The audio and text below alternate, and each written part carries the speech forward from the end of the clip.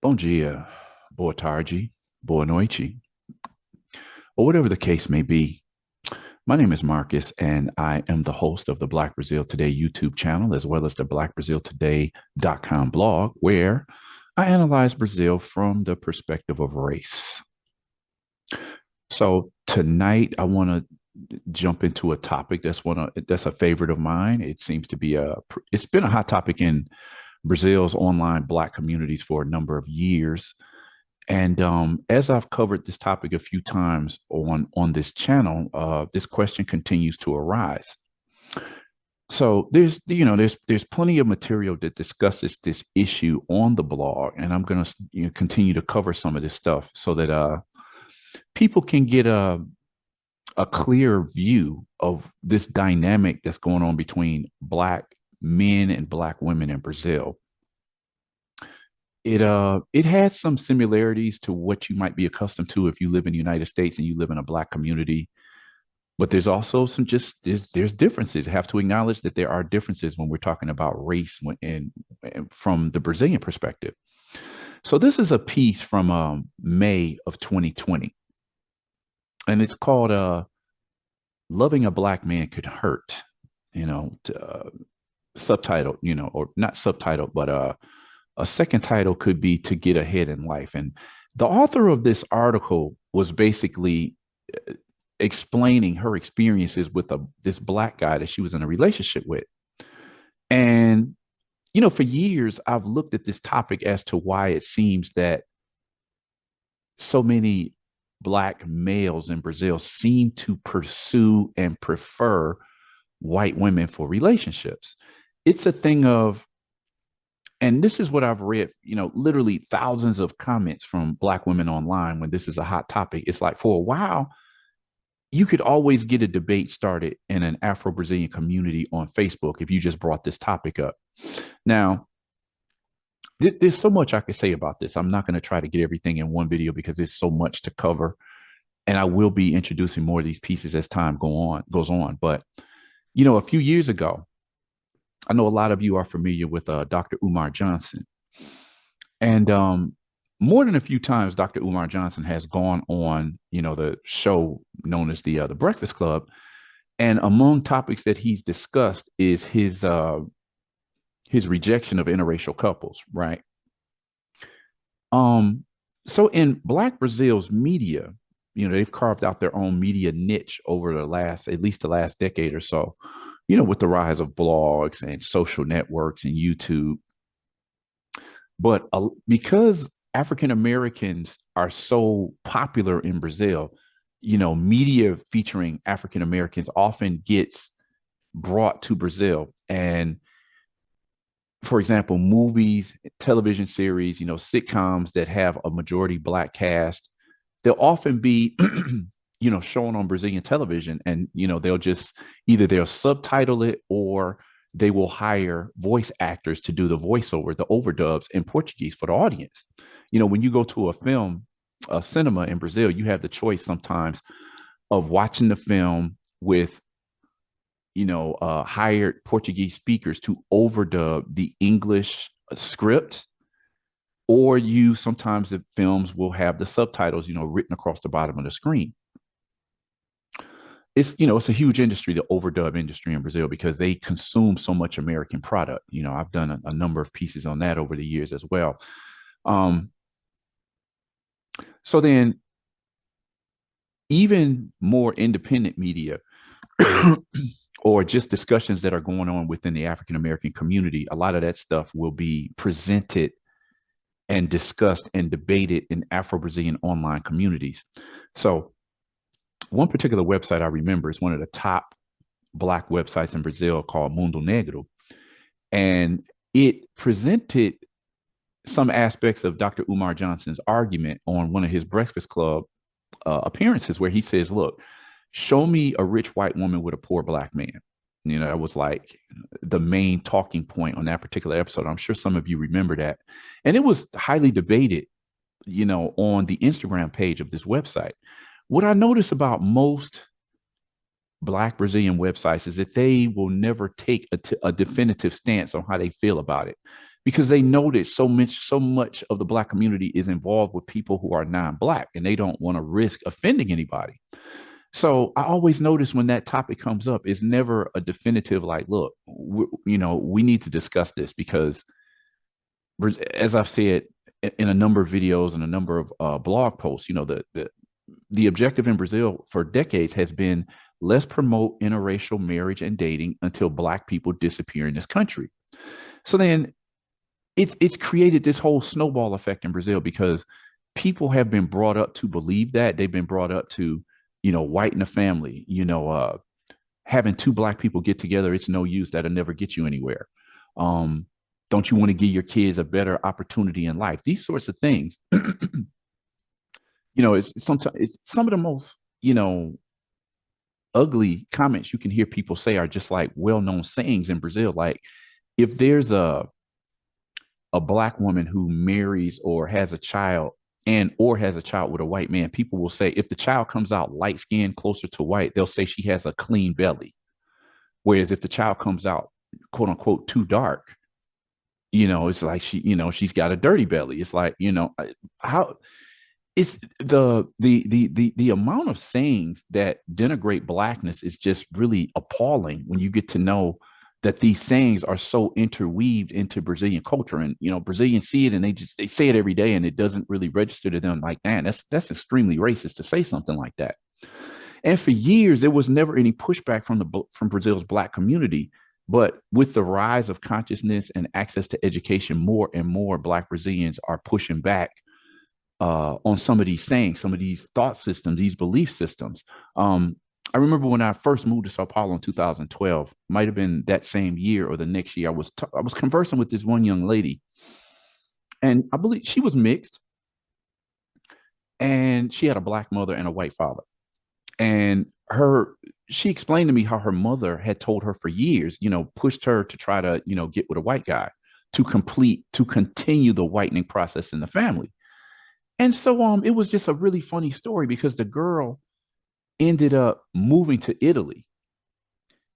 And so, Italy obviously is a vastly white country, but she meets a black man in Italy, a matter of fact, a dark-skinned black man, and she decides to marry this guy. Her mother was just beside herself because it's like, oh my God, all of this I did to try to get this stain away out of our family, for you to get, a handsome white guy, and then like you regress the process. It's like her mother was so disappointed. How could you? She's a mixed girl. How can you travel over to Italy with all of these white men walking around, but yet you choose to mate with a black guy in Italy? Her mother was just, the way she described it, her mother was so disappointed. And these are the type of stories that you hear coming out of black Brazilians every day when they think about the things that their parents have said to them over years to push their kids into whitening the family. It's so deeply embedded in the culture. Um, it's only been in recent years that people have started to understand this brainwashing and social engineering that they've been a part of, or they've been, you could say, victims of. So then when I always, you can see some of the comments on YouTube, you can see some of the comments on the blog, on Facebook or whatever, and you just see people talking, for years, Brazil was like, we mix here, so we don't have a race problem. Like, yes, you do, because the objective of the mixing is to quote unquote, wash the blackness out of the population. So then you'll get people comment like, why don't you guys stop talking about mixed race couples? Don't make, interracial couples political. But so many responses I have to that, like, well, it wasn't me who politicized the project of whitening the population through encouraging interracial marriage. That in itself is political. So you can't throw it back at me and say I'm politicizing it when it was politicized, when this whole concept of whitening in Brazil was politicized decades ago. A little bit before the end of slavery, they concocted this idea of mixing until dark-skinned black people absolutely disappeared from, physical presence in the whole country. So you can't put that on me. All I'm doing is offering an analysis, and any subject under the sun can be analyzed. I'm not telling people which way to look or which way to marry or who to get with or who to have kids with.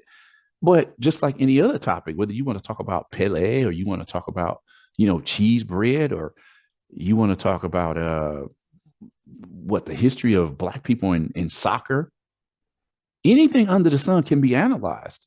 I mean, if you don't like the discussion, you don't have to pay attention to the discussion. The discussion will go on because there are people who are interested in this. So anyway, let me move on to this piece before I just lose my focus. I want to stay on point with this article. Again, it's called "Loving a Black Man Can Hurt," and this is an article that I translated from a young lady who uh, she has a blog that she has on the medium.com platform. So as you can see, this is the title of the article, Loving a Black Man Can Hurt, or, it can bring you pain. What she's saying, it's kind of a short piece here, but I thought it was so intriguing because having just everyday Black Brazilian people talking about this, it brought this discussion just to everyday people. When I first started studying about this whole thing of whitening the population, it was just strictly an academia. But with more people becoming conscious of this process, just so many people have been writing about this topic in the last decade. And it's fascinating just to hear how people think about this, right? So this is her article. Is she posted it in May of 2019. Again, it's on the medium.com platform if you want to check it out. Her name is Isa. I don't know if her age is updated here, but she says she's a mulher preta, Black woman, and she's 23 years old, considers herself an activist. At the time, she was studying law. What does she say? She's a favelada and a soñadora. So she's a person from the favela, again, the slums, and she's a dreamer.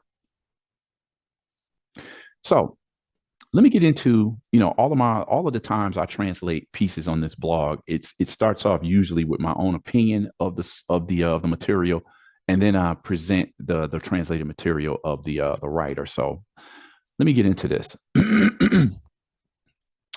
When I first started digging into the issue that would later become labeled as palmitaging, I was curious as to why this phenomenon seemed to be affecting so many Black women. Now, palmitaging is a term that people came up with. Black Brazilian women came up with this term. A lot of the women were feminist, and they defined this predilection of Black men choosing to have relationships with white women, marrying white women. They called it palmitaging. Now, palmito is this, the white crunchy vegetable that in English we call it hearts of palm. I'm sure you've seen it before. So they'll say in Portuguese, hearts of palm means palmito. And so out of the term palmito, they label Black men who prefer white women as palmiteiros, and the actual action, this preference for white women, they call it palmitaging, right? I've discussed this in several other videos, but I have to keep reintroducing this.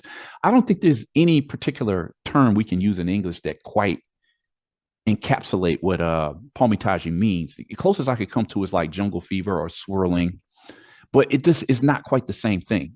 Jungle fever is just saying, if you remember from the early 90s from the Spike Lee film, it's like jungle fever saying you have like a curiosity about mixing with someone of another race. What else? We say jungle fever, or people say down with the swirl or something. But neither one of those terms have the same meaning as palmitaging, because palmitaging seems to suggest that Black men specifically have a preference for white women. Now, as this debate got bigger and bigger, a lot of Black men pushed back, saying like, look, how are you pointing a finger at us when so many of you are palmiteiros also, speaking to Black Brazilian women. So, as I was saying, I was curious as to why this phenomenon seemed to be affecting so many Black women. And to be clear, I'm speaking of the situation in Brazil. Having lived in the United States most of my life, I was already familiar with some of the reasons African-American men were making this choice. But with a background in anthropology, I knew that it would be a mistake to automatically assume that the same circumstances automatically apply to another country. I will say that I am discovering some differences that drive the pursuit of love across racial lines in Brazil in comparison to the United States, but also numerous similarities. In the context of formerly enslaved populations of African descent that continue to live under systems of white supremacy, white superiority, we shouldn't be surprised that some of the same issues apply. Now, throughout this article, I'm going to be featuring, again, I like to do this just to show you, I can't show you the percentages because you would have to be familiar with some of the people whose photos that I'll show you. But being that this is a topic that I follow for so many years, I can safely say, unless it's changed in the last year, which I highly doubt, when you come across Black Brazilian men who are either prominent soccer stars or prominent athletes of some sort, singers, musicians, politicians. It's almost like a book was called Vito Hegra, just like it seems to be the rule: successful black man, automatically white woman. And it's not like a lot of African American women said this up to 30 years ago, like, you know, the white women are taking all of our men. It was kind of an exaggeration back then. But in Brazil, it's like really literal because I swear, it seems when I come across a popular or famous, it could be a rapper, a singer, a musician, a soccer player, whatever. It's almost automatic that if he's prominent, he's gonna have a white woman on his side, you know. And so, one of my previous videos asked this question, like, is this not? Well, actually, a thesis of one of the writers of an article that I did, another video that I posted, is saying like he's arguing how interracial relationships are actually an example, is actually a symbol of how racist Brazil is. Because when you look at the United States, and I know people get tired of having this comparison, but it's such a what goes on with Black Americans is so influential around the world. And when you compare it to Brazil and you make this comparison, you see these huge differences. Like you can look at the United States and find just numerous prominent Black couples. You know, even with the rise of interracial relationships in the US, still you see the vast majority of famous Black men are married to Black women. So it's these type of couples are hard to find in Brazil. I've said this before. There's only like a handful of prominent Black Brazilian couples, you know, Black men and Black women. So this is a huge difference that you see when you look at the situation in Brazil.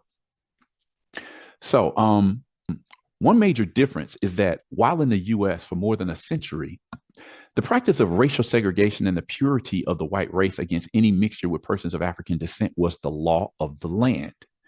In order to maintain this purity, any person who was known to have any traces of African ancestry were automatically defined as Black.